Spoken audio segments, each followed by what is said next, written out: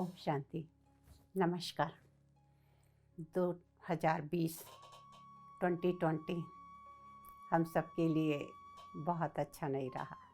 कई चुनौतियाँ, कई समस्याएं, कई बातें सामने आई और 2021 का हमने आगाह किया है। आशा ही नहीं बल्कि पूरा विश्वास है कि ये वर्ष सभी के लिए अच्छा जाएगा। हम सब चाहते हैं जीवन में कि सब कुछ अच्छा हो, लेकिन सिर्फ अच्छा अपने आप नहीं हो जाएगा। सिर्फ इंतज़ार करने से कुछ नहीं होगा। कहीं ना कहीं हमें उसके लिए इंतज़ाम भी करना होगा। इंतज़ाम का मतलब जैसे कि हम सब नए वर्ष पर कोई ना कोई एक रेजोल्यूशन बनाते हैं कि हम ये साल ये करेंगे। इस साल आप क्या करेंगे? कुछ सोचा है? आप सब ने सेट किए होंगे अपने अपने रेजोल्यूशन, लेकिन मैं आपसे एक बात कहना चाहूँगी कि जीवन में एक सबसे बड़ी चीज़ है और वो है सत्यता। परमात्मा को भी सत्य कहा गया है। सत्य ही ईश्वर है। God is truth. तो क्यों ना और चीज़ों के साथ साथ अपने जीवन में सत्यता को भी धारण करें, क्योंकि सत्यता धारण करना ही गॉड की शक्तियों के करीब आना है, उस ऑलमाइटी अथॉरिटी के जैसे बनना है।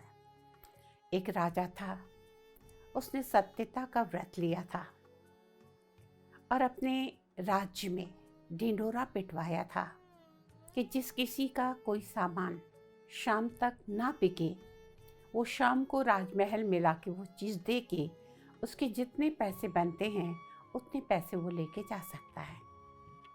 राजा सत्यवादी था, चाहता था उसकी प्रजा में कोई भी गलत कार्य ना करे। अगर रोजी रोटी नहीं होगी तो इंसान गलत काम करेगा, चोरी करेगा, बेईमानी करेगा, और इसलिए उसने ये अनाउंसमेंट की थी। हर रोज कोई ना कोई आता और अपना सामान देकर पैसे लेके चले जाता।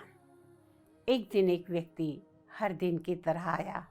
महाराज, मेरा ये सामान नहीं बिका है। राजा ने अपने साथियों से कहा, इनका सामान देख लीजिए और जो पैसे बनते हैं वो दे दीजिए। जब राजा के साथियों ने सामान देखा तो कहा, महाराज, ये चीज़ें नहीं ली जा सकती हैं। कहा, क्यों? कहा, ये तो दरिद्री है। अगर दरिद्री महल में आ गई तो लक्ष्मी जी रूठ कर चली जाएगी। राजा ने कहा, मैंने ये तो नहीं कहा था कि अच्छी चीज़ें ही लेंगे। जब इसका व्यापार ही ये है, धंधा ही ये है, तो आपको तो लेना पड़ेगा। मैंने तो सत्य व्रत लिया है। और वो सामान क्या था? टूटी प्लास्टिक की चप्पल, टूटी बाल्टी, जिसको भंगार का सामान कहते हैं। अब राजा के आगे तो किसी की नहीं चली, सामान लेना पड़ा, पैसे दे दिए गए, वो व्यक्ति चला गया। रात को राजा लेटे हुए थे, नींद नहीं आ रही थी, तो देखा कि महल से एक सुंदर स्त्री बाहर की तरफ जा रही। राजा ने कहा, हे देवी, मैं आपको प्रणाम करता हूँ। क्या आप मुझे बता सकते हैं कि आप कौन हैं और कहाँ जा रहे हैं? जवाब मिला, मैं धन की देवी लक्ष्मी हूँ। तुम्हारे राज्य में दरिद्री आ गई। जहाँ दरिद्री होती है वहाँ लक्ष्मी का वास नहीं होता। मैं तुम्हारा राज्य छोड़कर जा रही हूँ। राजा ने प्रणाम किया और लक्ष्मी जी वहाँ से चली गई। थोड़ी देर के बाद एक और सुंदर स्त्री वहाँ से बाहर जाते हुए दिखी। राजा ने उनसे भी वही सवाल किया, हे देवी, आप कौन हैं और कहाँ जा रहे हैं? जवाब मिला, मैं ज्ञान की देवी सरस्वती हूँ। जिस राज्य में लक्ष्मी नहीं, उस राज्य में लोग ज्ञान कहाँ से ग्रहण करेंगे? अब मेरी इस राज्य में क्या आवश्यकता? मैं तुम्हारा राज्य छोड़कर जा रही हूँ। राजा ने उनको भी प्रणाम किया और सरस्वती जी भी चली गई। थोड़ी देर के बाद एक सुंदर पुरुष बाहर जाते हुए नजर आए। राजा ने उनसे पूछा, हे देव, आप कौन हैं और कहाँ जा रहे हैं? जवाब मिला, मैं धर्म हूँ और मैं तुम्हारा राज्य छोड़कर जा रहा हूँ। क्योंकि जिस राज्य में ना लक्ष्मी यानी ना धन न ज्ञान न सरस्वती, वहाँ लोग दान पुण्य कहाँ करेंगे? वहाँ धर्म का तो कोई काम ही नहीं। तो मैं तुम्हारा राज्य छोड़ के जा रहा हूँ। राजा ने प्रणाम किया और धर्म भी चले गए। थोड़ी देर के बाद एक और पुरुष जाते नजर आए। राजा ने उनको भी प्रणाम किया और पूछा, हे देव, आप कौन हैं और कहाँ जा रहे हैं? जवाब मिला, राजन, मैं सत्य हूँ, मैं तुम्हारा राज्य छोड़ के जा रहा हूँ, क्योंकि तुम्हारे यहाँ न धन है, न ज्ञान है, न धर्म है, तो अब मेरी क्या आवश्यकता? और तब राजा ने उनके पैर पकड़ लिए, कहा, आपको तो नहीं जाने दे सकता। आपका मैंने सत्यव्रत लिया है कि मैं कभी भी झूठ नहीं बोलूँगा, गलत कार्य नहीं करूँगा। मेरे साथियों ने मुझे मना किया, फिर भी मैंने वो चीज़ें ली सत्यता के व्रत के पालन के लिए। आप मेरा साथ कैसे छोड़ सकते हैं? और तब सत्य को लगा, राजा ठीक ही तो कह रहे हैं, और सत्य महल के अंदर वापस लौट गए। जैसे ही सत्य महल के अंदर लौटे, थोड़ी देर में धर्म आए, वो भी महल के अंदर चले गए। और थोड़ी देर के बाद सरस्वती जी आई, वो भी महल के अंदर चली गई। और थोड़ी देर के बाद लक्ष्मी जी आई और वो भी महल के अंदर चले गई।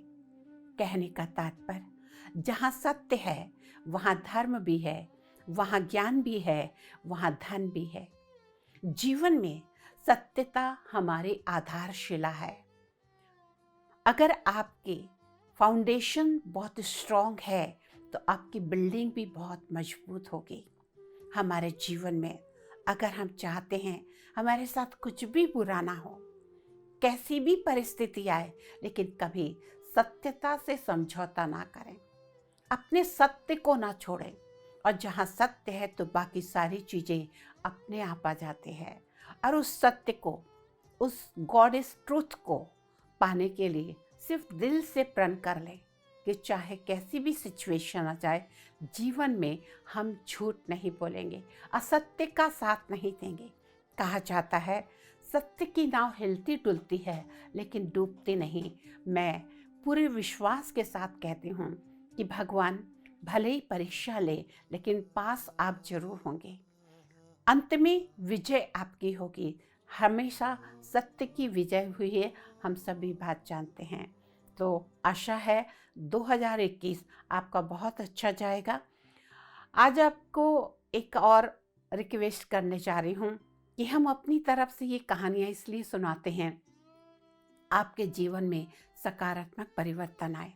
अगर आपके कोई सुझाव है, कोई समस्या है, कोई समाधान है, कोई प्रश्न है, किसी विषय पर आप और जानना चाहते हैं, तो कृपया मेरे व्हाट्सएप पे आप मैसेज भी भेज सकते हैं।